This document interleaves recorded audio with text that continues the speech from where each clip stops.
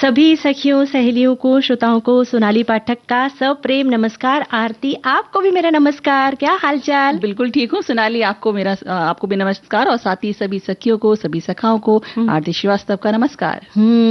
और देख रही हूँ बड़ी ही खुश नजर आ रही हैं। खुश नजर आ रही है। थोड़ा बहुत आज राहत है, गर्मी से बहुत ज्यादा परेशान हो चुकी हूँ क्योंकि ये जो गर्मी के दिन होते हैं ना बहुत परेशान करने वाले होते हैं। पसीने की चिपचिप में एकदम अजीब लगने लगता है। हमारे एक साथी ने लिखा है कि भाई हमें ऐसा लगता था कि मुंबई का जो तापमान है ना वो बहुत अच्छा होता है, पर मुंबई आने के बाद पता चला कि यहाँ पर बहुत गर्मी होती है। नहीं, कुछ समय से कुछ ज्यादा ही गर्मी पड़ रही है। वो सभी जगह ऐसा हो रहा है, पूरे भारत में ही कहूँ तो पूरी दुनिया में ऐसा हो रहा है कि तापमान बहुत तेजी से बदल रहा है। बढ़ रहा है। हाँ, ये ग्लोबल वार्मिंग की वजह से चीजें चेंज, जो हमारा अभी तक जो चीजें चल रही थी, मौसम अपने हिसाब से आते जाते थे, अब वो सब हिसाब किताब एकदम बिगड़ गया है। तो हमें अपनी प्रकृति का ध्यान रखना है, बहुत सारे पेड़ उगाना है और हर संभव जिस संभव हो सके हमें इस तरह से ख्याल रखना है कि हमारे जो है मौसम जो बदलाव है वो अपने अंदाज में ही हो। ऐसे ना हो कि गर्मी बहुत भीषण हो रही है। गर्मी भी जरूरी है पर सैयत में हो। वैसे विषय की ओर बढ़े कि आज विषय बढ़ते हैं और आज हम लेकर आए हैं दखलंदाजी से बिगड़ते हैं किस तरीके से आपके रिश्ते। तो अगर आपके साथ में ऐसा कुछ हुआ है या आप जानते हैं किसी के यहाँ इस तरह से किसी ने दखलंदाजी की वजह से किसी की कुछ ऐसी परेशानी आई है तो आप हमें बताइए। और साथ ही मुझे कुछ कहना है, इसमें व्यक्तित्व निखार के मूल मंत्र है ना। अरे वाह, ये तो बहुत अच्छी चीज है, हम भी सीखते हैं।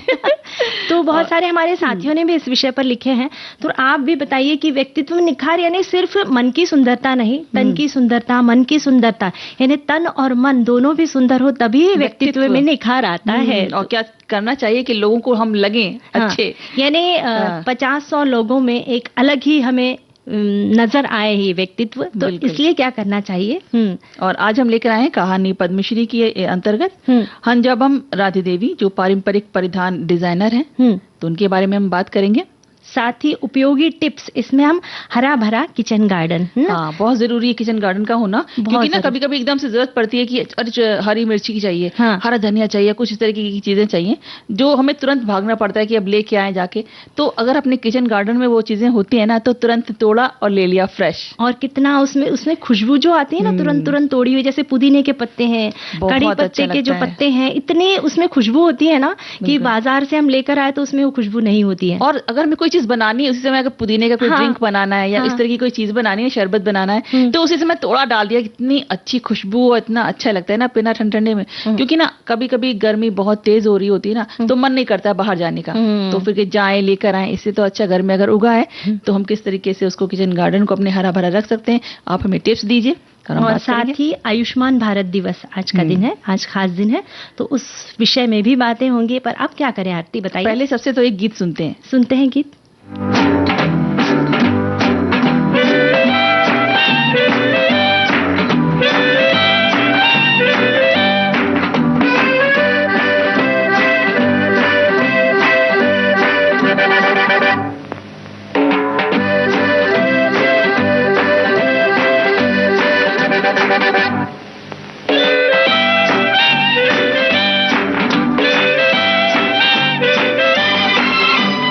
बार बार देखो, हजार बार देखो कि देखने की चीज है हमारा दिल रुबा। डाले हो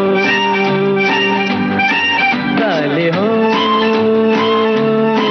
डाले हो, ओ बार बार देखो, हजार बार देखो कि देखने की चीज है हमारा दिल रुबा। डाले हो डाले हो डाले हो।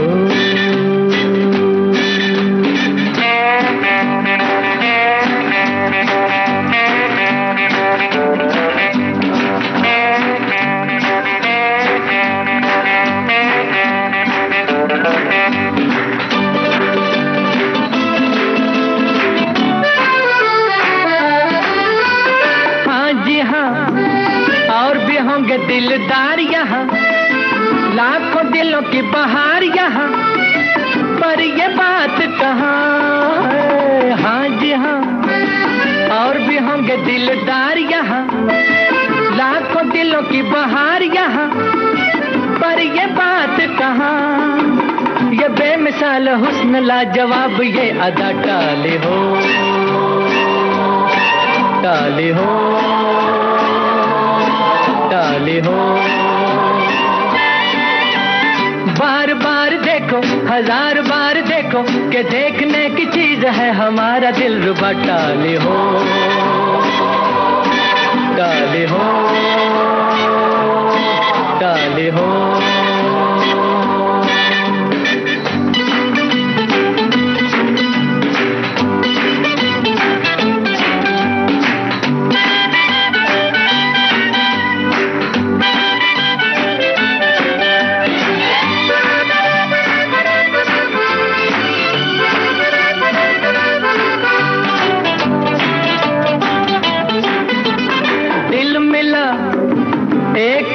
महफिल मिला या चिराग मंजिल मिला, ये न पूछो कि कहाँ दिल मिला। एक जन महफिल मिला या चिराग मंजिल मिला, ये न पूछो कि कहाँ। नया नया ये आशिकी का राज है मेरा। टाली हो, टाली हो, टाली हो।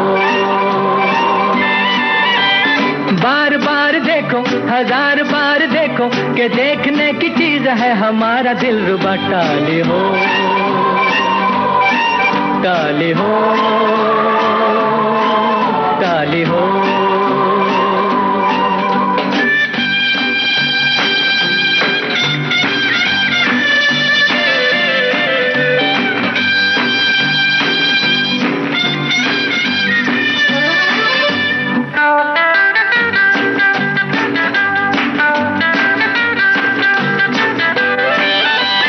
बल्ले बल्ले उठ के मिस्टर क्यों चले, प्यार पे मेरे कहो क्यों जले, बैठ भी जाओ मेहरबान। बल्ले बल्ले उठ के मिस्टर क्यों चले, प्यार पे मेरे कहो क्यों जले, बैठ भी जाओ मेहरबान। दुआ करो मिले तुम्हें भी ऐसा दिलरुबा। टाली हो, टाली हो, टाली हो। बार बार देखो, हजार बार देखो कि देखने की चीज है हमारा दिलरुबा। टाली हो, टाली हो, टाली हो, टाली हो। टाली हो। हमारे एक साथी ने लिखा है आरती कि सखी सहेली कार्यक्रम प्रारंभ होते ही मैंने अपने रेडियो सेट की आवाज तेज कर दी, कहीं आपकी बात मुझसे छूट न जाए। अरे क्या बात है। ऐसे श्रोता होते हैं ना कि बस सच में लगता है कि हाँ हमें करना चाहिए और उत्साह बढ़ता है हमारा। और हम भी ज्यादा से ज्यादा कमेंट लेने की कोशिश करते हैं क्योंकि आप इतनी मेहनत से इतने सुंदर सुंदर कमेंट्स लिखते हैं और सचमुच दिल बाग बाग हो जाता है ना। देख के सबके कमेंट्स। और सबसे ऐसे लगता है ना, सबसे एक पर्सनल सी एक पहचान सी हो गई है नहीं कि हाँ ये लोग हैं, ये सब इनसे हम जानते हैं, ये हमारे एक परिवार बन गया ना, सखी सहेली का परिवार है। सचमुच ऐसा लगता है कि आप और मैं नहीं है बल्कि बहुत सारे हमारे सखियां, बहुत सारे श्रोता हम बैठे हुए हैं। बहुत सुंदर सी महफिल सजी हुई है। यही इस महफिल की खासियत है ना। हाँ, संगीत और गीत के साथ बातें। तो आज एक खास दिन है आयुष्मान भारत दिवस। तो आयुष्मान भारत दिवस भारत यूनिवर्सल हेल्थ कवरेज की दिशा में एक महत्वपूर्ण कदम है जो देश के प्रमुख जन स्वास्थ्य कार्यक्रम को उजागर करता है। ये निम्न आय और कमजोर परिवारों के लिए गुणवत्तापूर्ण स्वास्थ्य सेवा को किफायती और सुलभ बनाने पर केंद्रित है। बिल्कुल। और ये दिन ये सुनिश्चित करने का संदेश देता है कि कोई भी व्यक्ति इलाज के अभाव में पीछे न रह जाए। आयुष्मान भारत योजना सरकार द्वारा शुरू की गई एक प्रमुख स्वास्थ्य योजना है जिसे कि 2018 में शुरू किया गया था, जिसमें प्राथमिक, माध्यमिक और तृतीय सभी स्तरों पर रोकथाम, उपचार सब चीजें शामिल हैं। और ये पहल विश्व का सबसे बड़ा सरकारी वित्त पोषित स्वास्थ्य बीमा कार्यक्रम है। इसे राष्ट्रीय स्वास्थ्य नीति 2017 के सिफारिशों के आधार पर तैयार किया गया था। इसका उद्देश्य जो है कमजोर वर्गों को मुफ्त स्वास्थ्य बीमा प्रदान करना है। इस योजना के दो मुख्य भाग है, एक है हेल्थ एंड वेलनेस सेंटर, जो कि प्राथमिक स्वास्थ्य सेवाओं को मजबूत करता है। बिल्कुल। और दूसरा है प्रधानमंत्री जन आरोग्य योजना, जिसमें अस्पताल में भर्ती होने वाले के लिए बीमा कवर दिया जाता है। इस योजना के अंतर्गत प्रति परिवार 5 लाख तक का मुफ्त इलाज का प्रावधान है, जिसमें कि सरकारी और सूचीबद्ध निजी अस्पतालों में कैशलेस इलाज शामिल है। ये योजना 70 वर्ष से अधिक आयु के वरिष्ठ नागरिकों सहित हर भारतीय को 5 लाख तक का बीमा प्रदान करती है। और आर्थिक रूप से कमजोर परिवार, ग्रामीण और शहरी क्षेत्रों के निर्धन लोग इस योजना के लाभ उठा सकते हैं। इस योजना का मुख्य उद्देश्य है सभी के लिए स्वास्थ्य सेवाओं की उपलब्धता, साथ ही गरीबों को इलाज के खर्च से राहत और स्वस्थ भारत का निर्माण। इस दिन को मनाते हुए स्वास्थ्य शिविरों का आयोजन किया जाता है। बिल्कुल। और सोनाली, इसके अलावा जागरूकता अभियान चलाए जाते हैं, मुफ्त जांच और परामर्श के शिविर लगते हैं और साथ ही योजना के लाभार्थियों को पूरी जानकारी दी जाती है। और इस साल यानी कि 2026 की थीम है सभी के लिए किफायती स्वास्थ्य सेवा, अंतर को पाटना और भविष्य का निर्माण करना। तो सभी इन योजनाओं का लाभ लेना चाहिए सभी को।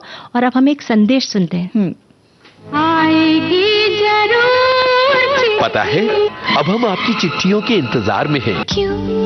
क्योंकि वो जमाना वापस आ रहा है जब आपकी फरमाइशी चिट्ठियां आती थीं विविध भारती में। चिट्ठी आई है, चिट्ठी आई है। और हम सुनवाते थे आपके मनचाहे गीत। पल पल दिल के। विविध भारती पर वापस आ रहा है आपका पसंदीदा कार्यक्रम मनचाहे गीत।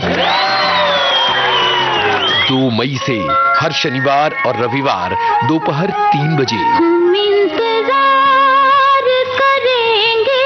तो फटाफट पोस्ट कार्ड लीजिए, लिखिए अपनी फरमाइश और भेज दीजिए इस पते पर। मनचाहे गीत कार्यक्रम, विविध भारती राष्ट्रीय सेवा, पोस्ट बॉक्स नंबर 19,750, मुंबई 400091। मनचाहे गीत, विविध भारती राष्ट्रीय सेवा, पोस्ट बॉक्स नंबर 19750, मुंबई 400091। आपकी चिट्ठियों का हमें इंतजार है। खत लिख दे।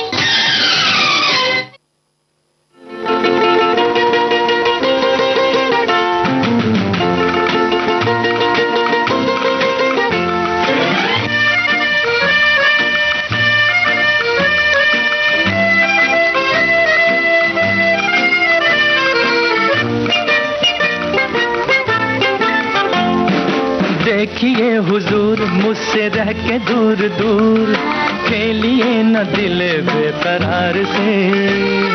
प्यार का जवाब दीजिए प्यार से।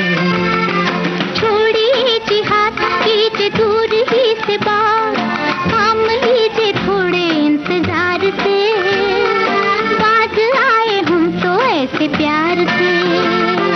देखिए हुजूर, मुझसे रह के दूर दूर, खेलिए न दिल बेकरार से। प्यार का जवाब दीजिए प्यार से।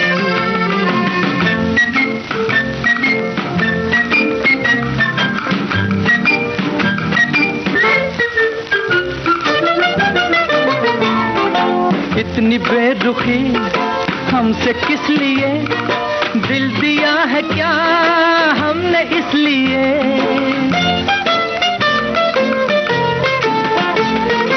इतनी बेरुखी हमसे किस लिए, दिल दिया है क्या हमने इसलिए।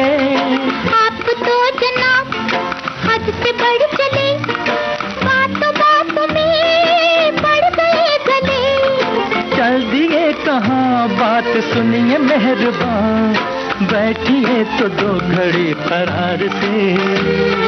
प्यार का जवाब दीजिए प्यार से। ओह छोड़िए जिहाद, कीजिए दूर ही से बात, थाम लीजिए थोड़े इंतजार से। बाज आए हम तो ऐसे प्यार से।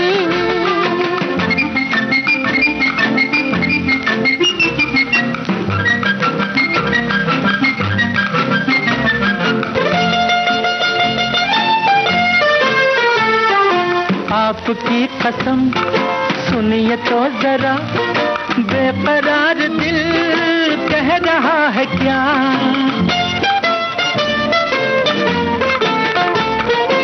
आपकी कसम सुनिए तो जरा, बेकरार दिल कह रहा है क्या, दिल की बात का एतबार क्या, आपसे बुरा दिल है आपका। आपको नहीं जो दिल की बात पे यकीन, तो पूछ लीजिए मौसम बहार से, प्यार का जवाब दीजिए प्यार से।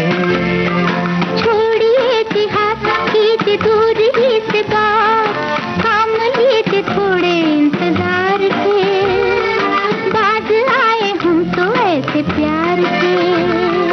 देखिए हुजूर मुझसे रह के दूर दूर, खेलिए न दिल बेकरार से, प्यार का जवाब दीजिए प्यार से। सोनाली जी, प्यार का जवाब दीजिए प्यार से। प्यार बांटते चलो। ये प्यार जो होता है ना बूमरैंग की तरह होता है। बिल्कुल। यानी जो हम बोते हैं ना वही हमें मिलता है। तो हम प्यार बोएंगे तो प्यार मिलेगा, नफरत बोएंगे तो नफरत मिलेगी, है ना। तो बस प्यार बांटते चलना है, संगीत से जुड़े रहना है ना। उससे अपने आप ही प्यार बढ़ता है। और कहानी पद्मश्री की इस सेगमेंट के अंतर्गत आज हम लेकर आए हंजाबम राधे देवी जी। तो हंजाबम ओंगबी राधे शर्मी जो मणिपुर के मैतेई समुदाय की पारंपरिक दुल्हन पोशाक पोटलोई सेटपी की विरासत को संजोए रखने का काम करती है। और थौबल जिले के समरन गांव में एक निर्धन परिवार में जन्मी हंजाबम ओंगबी के पिता मंदिर के पुजारी थे और माता गृहिणी थी। बिल्कुल। और वो 5 बच्चों में तीसरी संतान थी। उनकी शादी हुई 13 साल की छोटी सी उम्र में और वो थौबल जिले में स्थित वांगजिंग में आकर बस गई। उनके पति मणि शर्मा एक ज्योतिषी और कुशल रसोइया थे, लेकिन उनकी आमदनी 5 बेटों और 2 बेटियों के बड़े परिवार का खर्च चलाने के लिए काफी नहीं थी। और हंजाबम ओंगबी ने अपने पड़ोस में एक महिला को पोटलोई सेटपी करते हुए देखने के बाद इसे सीखना शुरू किया। यानी कितनी अच्छी बात है ना कि अगर कोई चीज हमें दिखाई दे रही तो उसमें जो सीखने की जो जिज्ञासा है ना वो हमारे अंदर चाहिए। और उस समय इनके पति जो है ना उन्हें हाथ बटाने के लिए उन्होंने अपने गांव में एक छोटी सी चाय की दुकान भी खोल रखी थी, लेकिन उन्हें दुल्हन के कपड़े डिजाइन करने में ज्यादा दिलचस्पी हो गई थी। बिल्कुल। और पोटलोई मणिपुर के मेइतेई जो समुदाय है उसकी दुल्हन का एक भव्य और पारंपरिक परिधान है। ये एक कड़क बेलनाकार स्कर्ट होती है जो मुख्य रूप से लाल और गुलाबी रंगों में होती है और इसे जटिल कढ़ाई से सजाया जाता है। ये पोशाक रासलीला के दौरान नर्तकियों या गोपियों के द्वारा पहनी जाती है। और उन्होंने सोचा कि चाय बेचने की बजाय अगर पोटलोई सेटपी बनाकर वो परिवार के सीमित आमदनी में और योगदान दे सकती है तो इनके इस निर्णय का उनके सास ससुर ने काफी समर्थन किया और उन्होंने इस महिला की सहायता करना शुरू किया जिनसे उन्होंने ये कला सिखाई थी। देखिए उनके सास ससुर ने समर्थन किया। यानी यही से हमें एक प्रेरणा मिलती है कि घर में ही अगर हम घर की महिलाओं को प्रेरणा देते हैं तो वो बहुत आगे बढ़ सकती है। जी। और उन्होंने उनके साथ 5 साल तक सीखना और मदद करना जारी रखा और कला की सभी बारीकियां सीखी। हंजाबम ने 30 साल की उम्र में एक पूर्ण विकसित डिजाइनर बनने का फैसला किया। वो बताती हैं कि उन दिनों उन्हें ड्रेस बनाने के लिए 150 रुपए मिलते थे, जिसे पूरा करने में 15 से 20 दिन लगते थे उस ड्रेस को बनाने में। अच्छा। और इस आमदनी से उन्हें अपने बच्चों को स्कूल भेजने में मदद मिली और जब उनके पति का देहांत हुआ तो परिवार चलाने की पूरी जिम्मेदारी हंजाबम पर आ गई। वो दिन में कई घंटे कड़ी मेहनत करती थी। दुल्हन के परिधानों के अलावा उन्होंने रासलीला, शास्त्रीय नृत्य और मणिपुर में मनाए जाने वाले विभिन्न त्योहारों के लिए भी पोशाकें डिजाइन की। जी। और बढ़ती उम्र और कमजोर होती नजर की वजह से अब भले ही वो पहले जैसी ऊर्जा के साथ काम नहीं कर पाती हैं, लेकिन अब उनके परिवार ने ये विरासत संभाल ली है और अब उनकी बहुएं कपड़े डिजाइन करती हैं और अपने खाली समय में हंजाबम आज भी पोशाक बनाने का काम करती हैं। यानी कि अगर उन्हें खाली समय मिलता है तो वो उस काम में फिर से लग जाती हैं। और उन्होंने कई सारे कारीगरों को भी प्रशिक्षित किया है जो कुछ उन्हें खुद आता है ताकि उनकी विरासत जो है वो कमजोर ना पड़े, वो लुप्त ना हो जाए। इसीलिए उन्होंने बहुत सारे लोगों को प्रशिक्षित किया और कुछ नए डिजाइनर पारंपरिक पोशाकों को आकर्षक बनाने के लिए उनमें बदलाव करते हैं। लेकिन हंजाबम ओंगबी का मानना है कि हमें अपनी सदियों पुरानी संस्कृति में किसी भी प्रकार की मिलावट नहीं करनी चाहिए क्योंकि हमारी संस्कृति समृद्ध है और इसमें नए बाजारों के लिए बहुत सी संभावनाएं हैं। और हंजाबम राधे देवी मणिपुर की एक जीवित विरासत है जिन्होंने अपनी कला के माध्यम से अपनी संस्कृति को जीवित रखा। वर्ष 2021 में हंजाबम ओंगबी राधे शर्मी को पारंपरिक पोटलोई पोशाक के संरक्षण में उनके महत्वपूर्ण योगदान के लिए पद्मश्री पुरस्कार से सम्मानित किया गया, जो चौथा सर्वोच्च नागरिक पुरस्कार है। तो सचमुच इनका जीवन कितना प्रेरणा से भरा जीवन है। यानी जितनी भी हम कहानियां सुनते हैं ना, उनके जीवन से हमें बहुत सीख मिलती है कि अगर हम कुछ करना चाहे, यानी महिलाएं अगर कुछ करना चाहे तो वे कभी पीछे नहीं हट सकती, और उसमें जरूरत है उनके परिवार के सपोर्ट की। बिल्कुल, सपोर्ट के साथ में ये रहता है ना कि हम अपने काम को और अच्छी तरीके से, पूरे उत्साह के साथ, लगन के साथ, बिना किसी हिचक के कर सकते हैं। और अब गीत सुन ले, वो उसमें कोई हिचकने की जरूरत नहीं है। सुनते हैं गीत।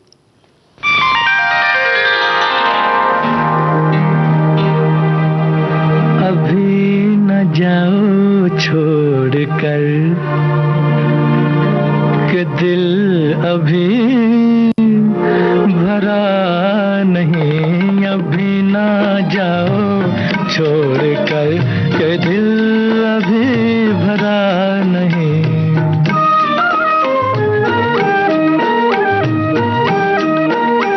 अभी अभी तो आई हो, अभी अभी तो,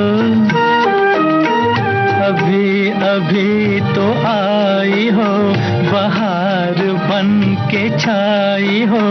हवा जरा महक तो ले, नजर जरा बहक तो ले, ये शाम ढल तो ले जरा,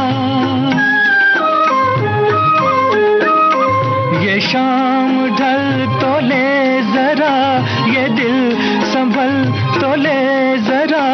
मैं थोड़ी देर जी तो लूं, नशे के घूंट भी तो लूं, नशे के घूंट पी तो लूं।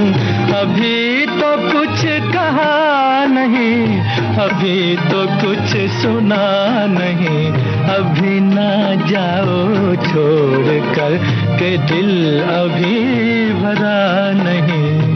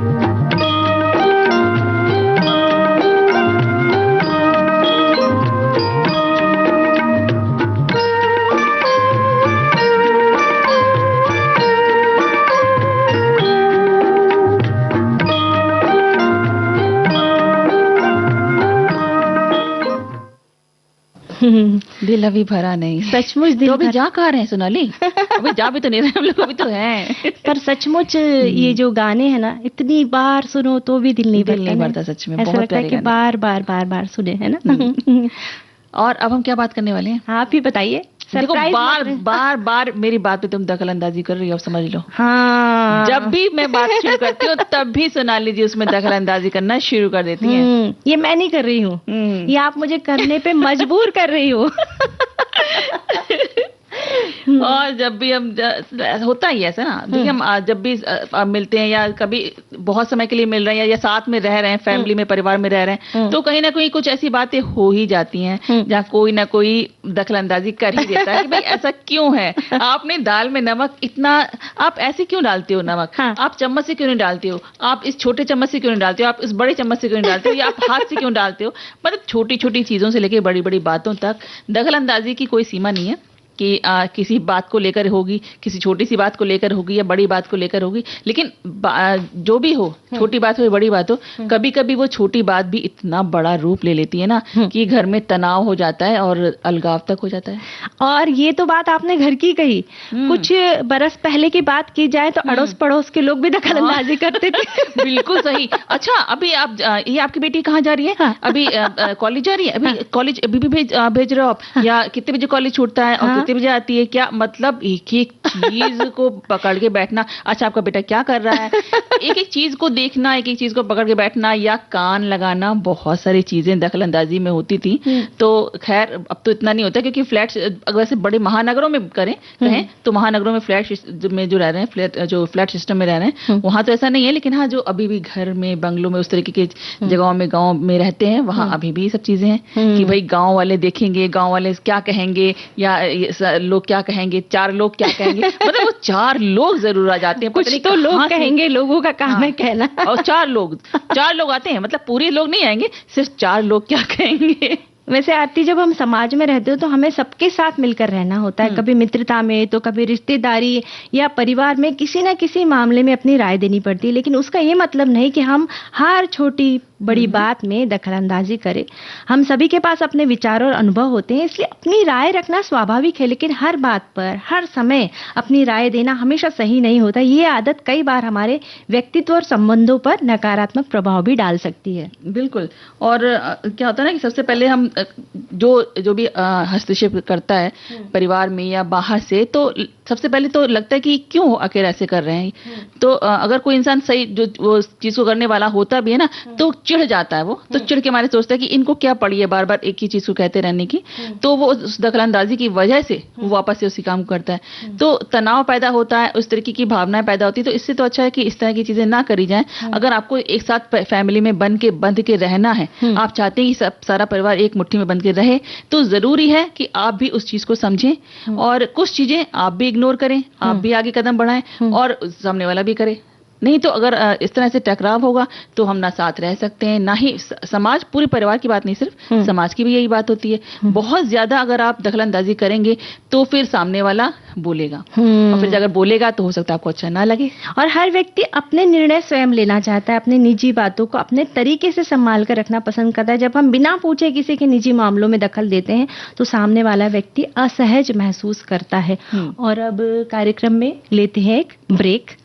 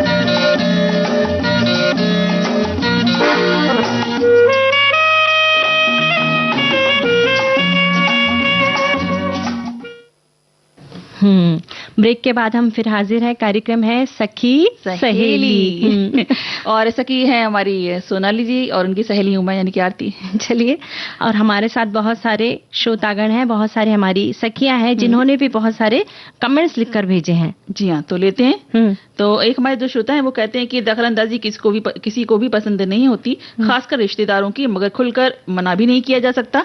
ऐसे में स्थिति से निपटने के लिए आपको कुछ तरीके अपनाने होंगे। रिश्तेदारों का हस्तक्षेप कई बार आपके लिए परेशानी बन जाता है, लेकिन आप कुछ गलत या दिल को बुरा लगने जैसा कहना भी नहीं चाहती, क्योंकि रिश्ते खराब होने का डर रहता है। ऐसे में आपको कुछ सीमाएं तय करनी होंगी ताकि आप रिश्तों की मिठास को बनाए रख सकें, लेकिन जरूरी है कि आप इसे समझदारी के साथ हैंडल करें। जहां तक दखलंदाजी से रिश्ते के बिगड़ने की बात हो तो इसमें विशेष रूप से शादीशुदा जीवन या करीबी रिश्तों में दरार एक बड़ा कारण बन सकती है। इसमें तीसरा व्यक्ति मतलब सास ससुर जेठ जेठानी रिश्तेदार दोस्त या कभी कभी मायके वाले द्वारा युगल के निजी जीवन में ऐसे जुड़े फैसले में बार बार हस्तक्षेप करना होता है। तब विश्वास की कमी के साथ झगड़े बढ़ जाते हैं और तब अपनी निजी बातें किसी से साझा ना करें, अपने पार्टनर के साथ सीधा संवाद करें, स्वस्थ निर्णय लेने और अपने साथी को पर्याप्त समय देना ही सही रहेगा। बिल्कुल। और एक और श्रोता जो कहते हैं कि शादीशुदा जीवन और अन्य रिश्तों में तनाव, अविश्वास और दूरियां पैदा करती है दखलंदाजी, और इससे 70% तक की मामलों में दरार का कारण बनती है। इससे बचने के लिए सीमाएं तय करना, सीधे संवाद करना और आपसी निजी मामलों में गोपनीय रखना आवश्यक होता है। और एक हमारे साथी ने लिखा है कि दखलंदाजी से बिगड़ते रिश्ते, बात तो बिल्कुल सही है। अगर आप किसी के बीच दखलंदाजी करेंगे तो रिश्ते बिल्कुल भी इसलिए किसी के बीच जितना हो सके उतनी कम दखलंदाजी करें। हाँ, अगर आपको कहीं लगता है कि सामने वाला गलत है, कुछ गलत कर रहा है, तो उसे प्यार से समझाइए, उन्होंने लिखा है। और छोटी छोटी बातों पर आप अगर ताना मारते रहेंगे तो ये सही नहीं है, इस तरह से उन्होंने लिखा है। एक साथी लिखते हैं कि दखलंदाजी विशेषकर ससुराल या मायके वालों की पति पत्नी के निजी जीवन और विश्वास में दरार डालती है। जब तीसरा व्यक्ति पार्टनर की आपसी बहस में पड़ता है तो प्राइवेसी खत्म हो जाती है और गलतफहमियां बढ़ती है, जिससे रिश्ते टूटने की नौबत तक आ जाती है। बहुत लंबा सा इन्होंने कमेंट लिखा है। एक लिखते हैं कि रिश्ते जीवन का आधार होते हैं, ये भावनात्मक सहारा, विश्वास और अपनापन देते हैं, लेकिन जब इन रिश्तों में अनावश्यक दखलंदाजी बढ़ जाती है तो यही मजबूत संबंध धीरे धीरे कमजोर पड़ने लगते हैं। दखलंदाजी एक और नुकसान है कि यह व्यक्ति की आत्मनिर्भरता को भी प्रभावित करता है। बिल्कुल। और एक और श्रोता जो लिखते हैं कि जहां तक दखलंदाजी के रिश्ते बिगड़ने की बात है तो इसमें विशेष रूप से शादीशुदा जीवन या करीबी रिश्तों में दरार पड़ना एक कारण बन जाता है। इसमें तीसरा व्यक्ति मतलब सास ससुरों या जेठ जेठानी या रिश्तेदार या दोस्त या कभी कभी मायके वालों द्वारा युगल के निजी जीवन में या इससे जुड़े जो लिए जा रहे हैं फैसले, उसमें बार बार हस्तक्षेप करना होता है। तब विश्वास की कमी के साथ झगड़े बढ़ जाते हैं।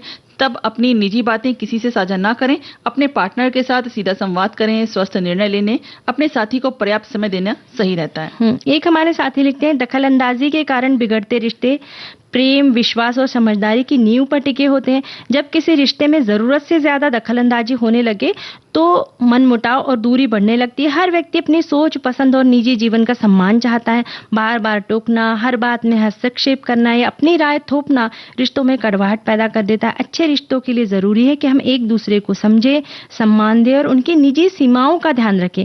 जहां विश्वास और स्वतंत्रता होती है वही रिश्ते मजबूत और मधुर बने रहते हैं। बिल्कुल। और एक श्रोता है जो कहते हैं कि साफ बोलो सुखी रहो, ये बात हमेशा से बुजुर्ग बोलते आए हैं, जो कि काफी हद तक सही भी है। इसलिए अपने रिश्तेदारों को ये स्पष्ट रूप से बताएं कि आप किस तरह का व्यवहार स्वीकार करते हैं और किस तरह का नहीं।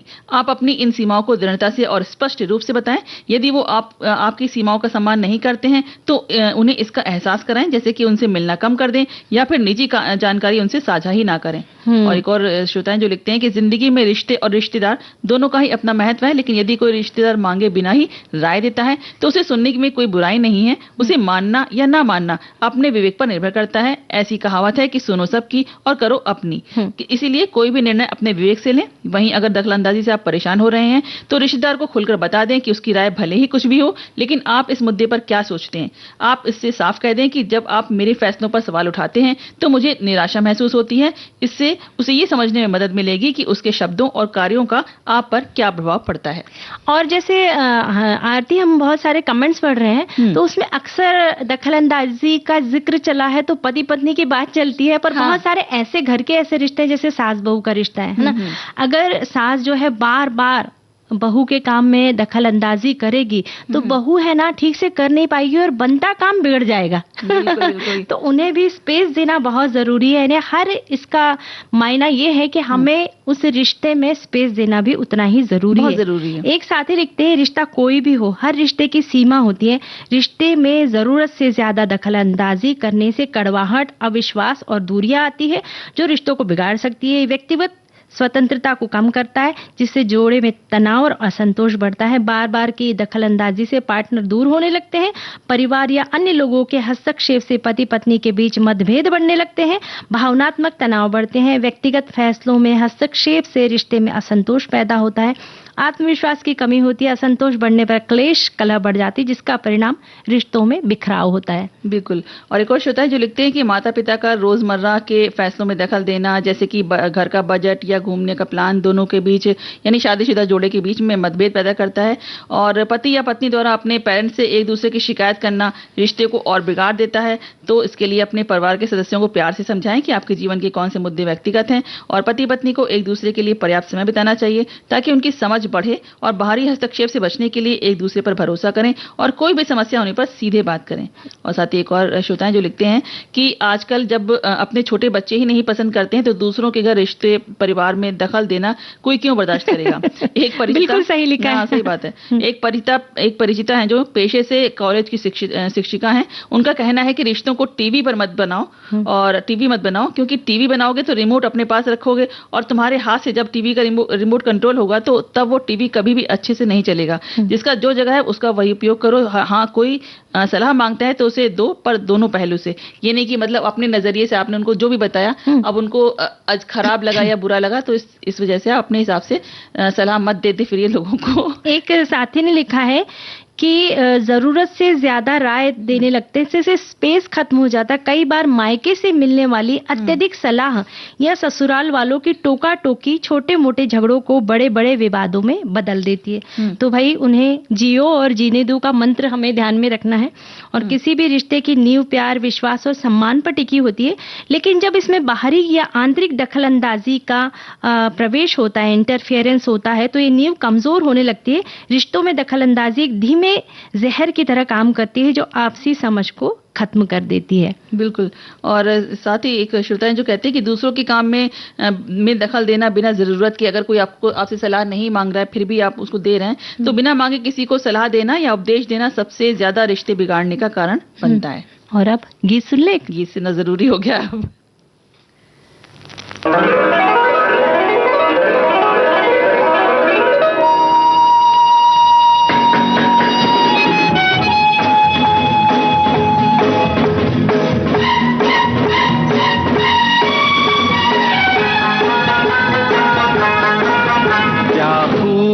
लगती हो, बड़ी सुंदर दिखती हो, क्या खूब लगती हो, बड़ी सुंदर दिखती हो। फिर से कहो, कहते रहो, अच्छा लगता है, जीवन का हर सपना अब सच्चा लगता है। क्या खूब लगती हो, बड़ी सुंदर दिखती हो, क्या खूब लगती हो, बड़ी सुंदर दिखती हो।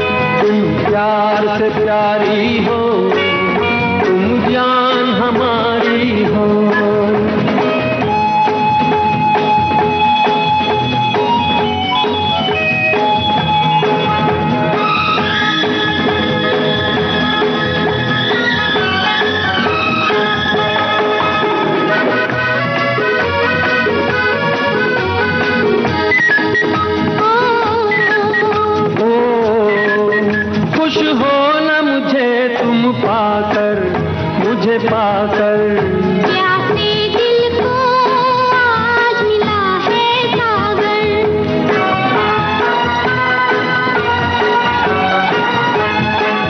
क्या दिल में है और तमन्ना है तमन्ना, हर जीवन में तुम मेरे ही बनना। फिर से कहो कहती रहो अच्छा लगता है।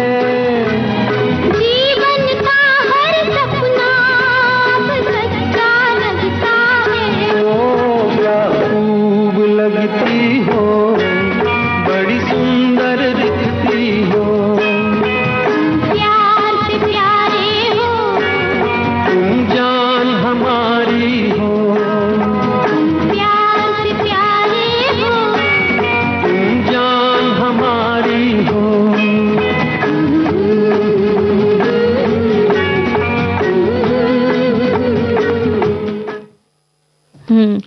अगर दखल अंदाजी करने की बजाय घर में अगर ऐसे गाने तारीफ करते रहे ना, बड़े सुंदर लगते हो, बड़े खूब लगते हो। यानी ऐसा नहीं है कि झूठी तारीफ, पर अगर किसी ने अच्छा काम किया है तो उसकी जब हम तारीफ करते हैं ना तो उस व्यक्ति के व्यक्तित्व में भी निखार आ जाता है। ये तो है, हाँ? बिल्कुल। क्योंकि हमारे एक साथी ने लिखा है, व्यक्तित्व निखार सफलता और आत्मविश्वास का आधार है। जब हमारी कोई तारीफ करता है तो हमारे आत्मविश्वास में बढ़ोतरी हो जाती है। तो इन्होंने लिखा है कि पर्सनालिटी डेवलपमेंट का अर्थ केवल अच्छे कपड़े पहनना या सुंदर दिखना नहीं, बल्कि अपने आंतरिक गुणों, व्यवहार और आत्मविश्वास और संचार कौशल का एक सम्मिलित रूप है। एक प्रभावशाली व्यक्तित्व आपको भीड़ में अलग पहचान दिलाता है। व्यक्तित्व निखार के कुछ मूल मंत्र यहाँ पर है कि सेल्फ कॉन्फिडेंस यानी आत्मविश्वास। व्यक्तित्व का सबसे महत्वपूर्ण हिस्सा आत्मविश्वास है। खुद पर और अपनी क्षमताओं पर भरोसा रखें, सकारात्मक दृष्टिकोण बनाए रखें। साथ में इन्होंने कहा है कि सकारात्मक दृष्टिकोण यानी पॉजिटिव थिंकिंग, अपने विचारों को सकारात्मकता से रखें और अपनी कमियों को जानते हैं और उन्हें दूर करने का प्रयास करना चाहिए। साथ ही इफेक्टिव कम्युनिकेशन है, प्रभावी संचार कौशल। फिर उसके बाद इन्होंने बड़े से पॉइंट लिखे हैं, ईमानदारी और नैतिकता। जीवन में ईमानदारी और बुनियादी नैतिकता का पालन करें।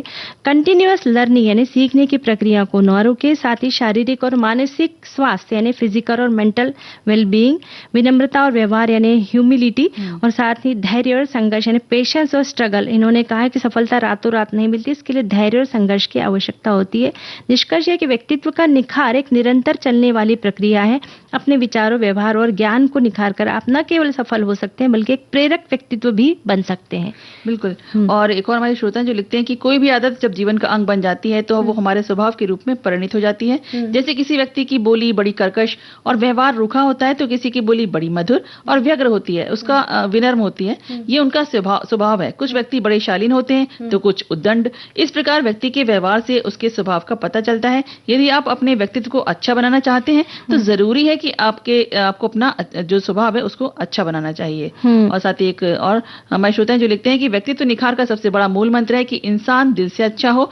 सच्चाई, विनम्रता और दूसरों के प्रति सम्मान आपके व्यक्तित्व को खुद ही चमका देते हैं। अच्छा व्यवहार और सकारात्मक सोच हर जगह आपकी अलग पहचान बनाते हैं। जब दिल साफ होता है तो आपकी बातों और कर्मों में भी वो खूबसूरती झलकती है। बहुत एक हमारे साथी लिखते हैं कि अपने व्यक्तित्व को निखारने का मूल मंत्र है कि सबके साथ विनम्र रहे, शालीनता से व्यवहार करे, दूसरों की मदद करे, दूसरों के जीवन में ज्यादा दखलंदाजी ना करे, जैसा कि हमारे पहले का विषय था, और दूसरों की मदद अवश्य करे। साथ ही जो एक व्यक्तित्व को निखारने का मूल मंत्र होता है, अपनों का साथ कभी ना छोड़े और जरूरत पड़ने पर जितना हो सके आप दूसरों के लिए करें।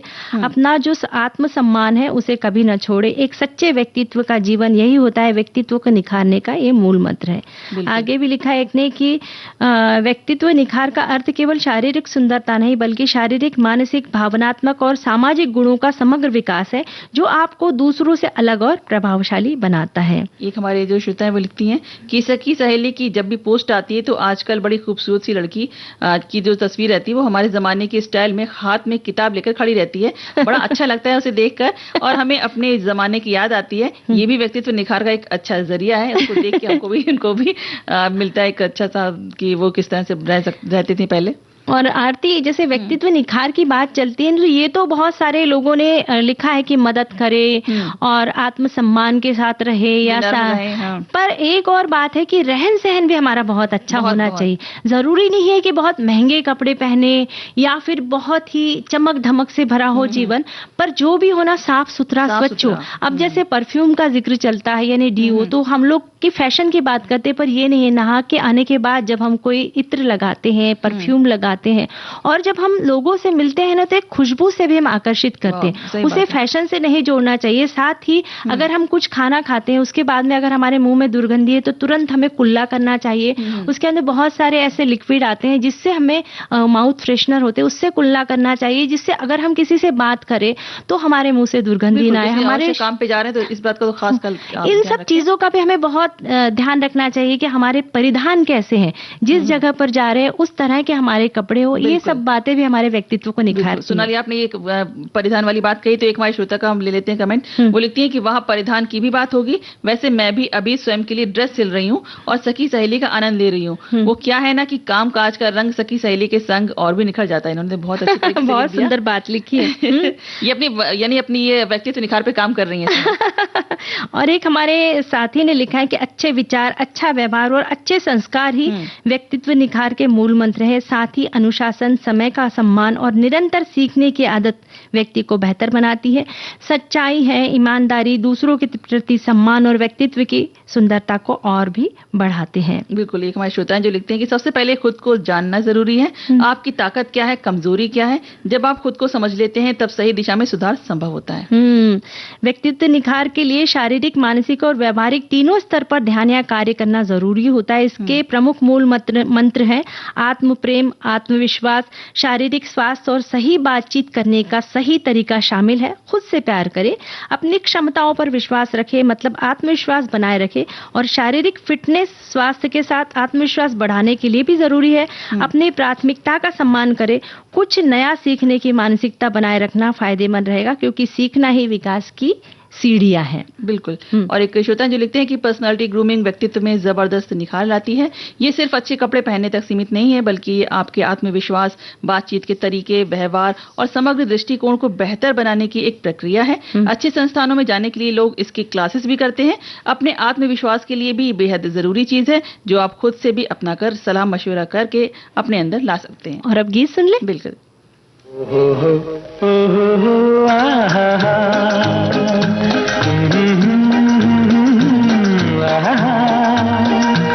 ये देख के दिल झूमा, ले प्यार ने अंगड़ाए, दीवाना हुआ बादल, सावन की घटा छाई। ये देख के दिल झूमा, ले प्यार ने अंगड़ाए, दीवाना हुआ बादल।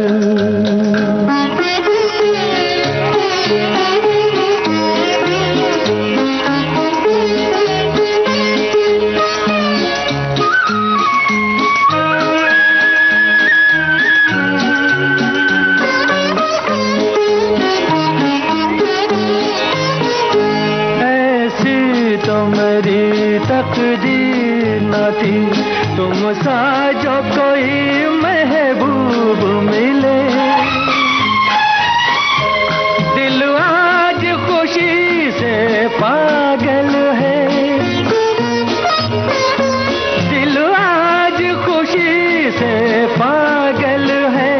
ऐ जान वफा तुम खूब मिले, ऐ जान वफा तुम खूब मिले, दिल क्यों न बने पागल। क्या तुमने अदा पाई, ये देख के दिल झूमा, ले प्यार में अंगड़ाए, दीवाना हुआ बादल।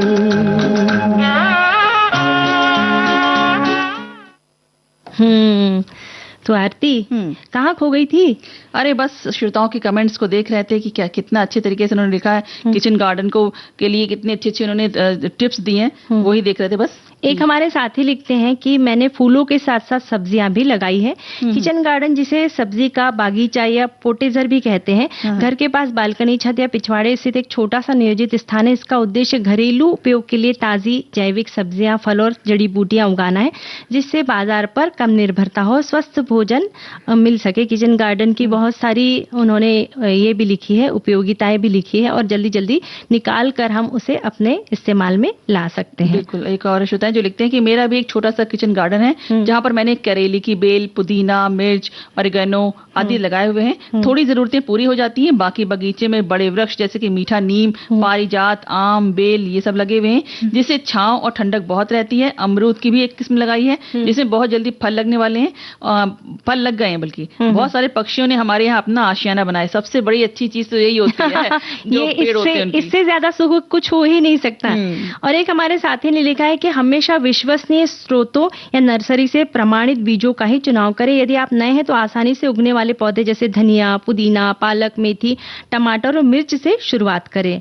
और एक साथी लिखते हैं कि रेतीली दोमट मिट्टी सबसे अच्छी मानी जाती है। गमलों में उगाने के लिए पुरानी मिट्टी को बदलते रहे, उसमें पोषक तत्व मिलाए। रासायनिक उर्वरकों के बजाय गोबर के खाद, वर्मी कंपोस्ट या घर पर बनी जैविक खाद का उपयोग करें। रसोई के कचरे, सब्जियों, फलों के छिलके, चाय की पत्ती से आप बेहतरीन खाद तैयार कर सकते हैं। चावल या दाल धोने के बाद बचा हुआ पानी और उबले हुए आलू का भी बिना नमक वाला पानी पौधों के लिए बेहतरीन प्राकृतिक उर्वरक का काम करता है। बिल्कुल। और एक श्रोता है जो लिखते हैं कि हरा भरा किचन गार्डन बनाने के लिए सबसे पहले छत या बालकनी में ऐसी जगह चुनिए जहां पर 4 से 6 घंटे की भरपूर धूप आती हो। गमलों या ग्रो बैग्स में कोकोपीट, वर्मी कंपोस्ट और मिट्टी का मिश्रण भरिए। छोटे पौधों को यानी कि छोटे पौधों से धनिया या मिर्ची से शुरुआत करिए। गर्मियों में लौकी, खीरा, करेले की बेल लगाइए और नियमित पानी और जैविक खाद का उपयोग करिए। और साथ ही सबसे पहले एक ऐसी योजना बनाइए कि वहां पर गमले रखे जा सके और जहां धूप अच्छी आती हो। और साथ ही किचन गार्डन के लिए मुख्य टिप्स है कि स्थान सबसे पहले एक साथ ही पोषक तत्वों से भरपूर मिट्टी के लिए उसमें कंपोस्ट या गोबर की खाद मिलाएं। शुरुआत में आसानी से उगने वाली सब्जियां लगाइए आप। पालक है, धनिया है, पुदीना है, मिर्ची, टमाटर है। और पौधों को सुबह शाम नियमित रूप से पानी दें, खासकर गर्मियों में। और घर पर बनी जैविक खाद का उपयोग करें, इससे पौधे स्वस्थ रहते हैं। और पुराने टब, बाल्टी या बोरी का उपयोग गमले के रूप में किया जा सकता है। ये न केवल आपको ताजी सब्जियां देगा बल्कि पर्यावरण को भी स्वस्थ रखेगा। एक हमारे साथी ने भी लिखा है कि सीधी धूप की आवश्यकता होती है, तो दक्षिण या पूर्व दिशा की ओर जो बालकनी है इसके लिए आदर्श है। और गार्डन ऐसी जगह पर बनाए जहां से पानी देना आसान हो और पौधों के पास जल निकासी की अच्छी व्यवस्था हो। बहुत सुंदर सुंदर टिप्स हमारे श्रोताओं ने लिखकर भेजी है। और अब एक गाना सुन लेते हैं गीत।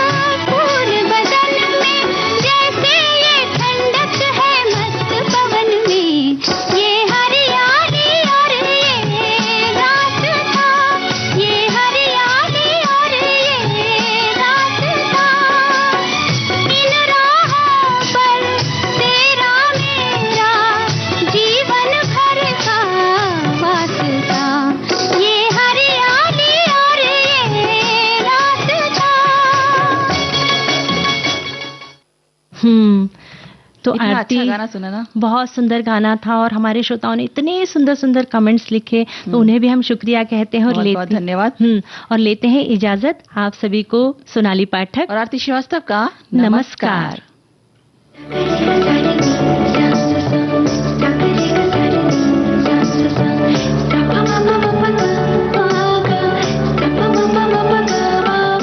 सखी सहेली कार्यक्रम की प्रस्तुतकर्ता अनुश्री पाठक।